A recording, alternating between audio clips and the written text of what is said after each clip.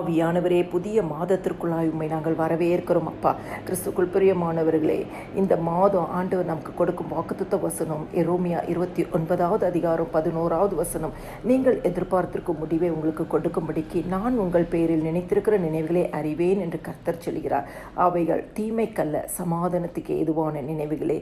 கிறிஸ்துக்குள் பிரியமானவர்களே, இந்த வாக்குத்தத்தத்தை இந்த மாதம் முழுவதும் நீங்கள் பிடித்து ஜெபம் பண்ணுங்க. ஆண்டவர் நீங்கள் எதிர்பார்த்திருக்கும் முடிவை உங்களுக்கு கொடுக்கும் ஆண்டவராகிய இயேசு கிறிஸ்து உங்கள் பேரில் நினைத்திருக்கிற நினைவுகளை அறிந்திருக்கிற ஒரு தேவன். அவர் உங்கள் இருதயங்களையும் உள்ளந்திரங்களையும் அறிந்திருக்கிற தேவன். நீங்கள் எதிர்பார்த்திருக்கும் முடிவை உங்களுக்கு கொடுத்து ஒரு ஆசீர்வதிப்பார். ஒரு கிராமத்தில் சுந்தரம் என்ற ஒரு மனிதன் இருந்தாராம். எல்லாமே அவருக்கு மூடப்பட்டது. நல்ல வேலையில் இருந்தார், வேலை இழந்து விட்டார். நண்பர்களெல்லாம் அவரை விட்டு விலகி போய் விட்டார்களாம். குடும்பத்தில் வறுமை, வேதனைகள், ஜெபம் செய்தும் பதில் வரவில்லை. அப்போ ரொம்ப சோர்ந்து போயிட்டு ஒரு நாள் ஆண்டவர்கிட்ட கேட்டாரா, ஏசப்பா என்னை மறந்து விட்டீங்களா என்று சொல்லி கண்ணீரோடு ஜெபித்தாராம். அன்று இரவு அவர் தன்னுடைய வீட்டில் தன் தாயாருடைய பழைய பைபிள் ஒன்று இருந்ததை பார்த்தாராம். அதை திறந்து பார்க்கும்போது அதில் ஒரு கடிதம் இருந்ததாம். அதில் இருந்ததாம், மகனே, கதவுகள் எல்லாம் மூடப்பட்ட சூழ்நிலையை நீர் கடந்து வந்தாலும் இயேசு கிறிஸ்து ஒரு நாளும் அவர் உனக்கு வைத்திருக்கும் திட்டத்தின் கதவுகள் மூடப்படாது என்று சொல்லி அவர் அதை படித்தவுடன் அவருடைய இருதயத்தில் ஒரு பெரிய சந்தோஷம் உண்டாயிற்றாம், ஒரு சமாதானம் உண்டாயிற்றாம், சமாதானக்கான நினைவுகள் உண்டாயிற்றாம். அப்பொழுது உடனே மறுபடியும் வேதத்தை அவர் திறக்கும் பொழுது எரோமியா 29:11 அந்த வசனம் கண்ணில் பட்டதாம். கிறிஸ்துக்குள் பிரியமானவர்களே, அந்த வசனத்தின் வழியாக நிச்சயமாக அந்த மனிதருடைய வாழ்க்கை மாற்றப்பட்டு இருக்கும். அதே போலதான் இந்த மாதம் நீங்கள் எதிர்பார்த்திருக்கும் முடிவை உங்களுக்கு தரும்படி கர்த்தர் நினைத்து இருக்கிறார்.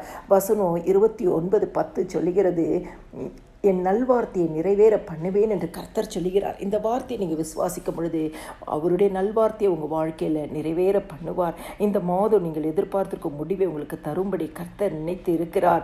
கர்த்தர் நல்வார்த்தையை நிறைவேற பண்ணுவார். அவைகள் சமாதானத்துக்கு ஏதுவான நினைவுகளை, சமாதானமாய் நீங்கள் எதிர்பார்த்து கொண்டிருக்கும் முடிவை உங்களுக்கு தருவார். சங்கீதம் 139:1 சொல்லுகிறது, கர்த்தாவே நீர் என்னை ஆராய்ந்து அறிந்திருக்கிறேன்.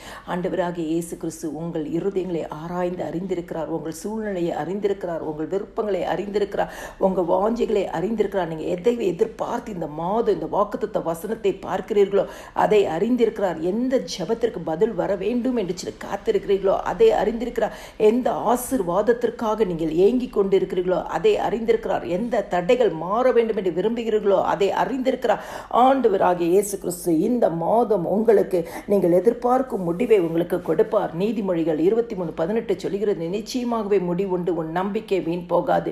கிறிஸ்துக்குள் பிரியமானவர்களே, விசுவாசத்தோடு ஜெபியுங்கள், அற்புதத்தை சுதந்திரித்துக் கொள்ளுங்கள். எல்லா துதிகன மகிமையும் என் ஆண்டவராக இயேசு கிறிஸ்து ஒருவருக்கே செலுத்துகிறேன். ஆமேன்.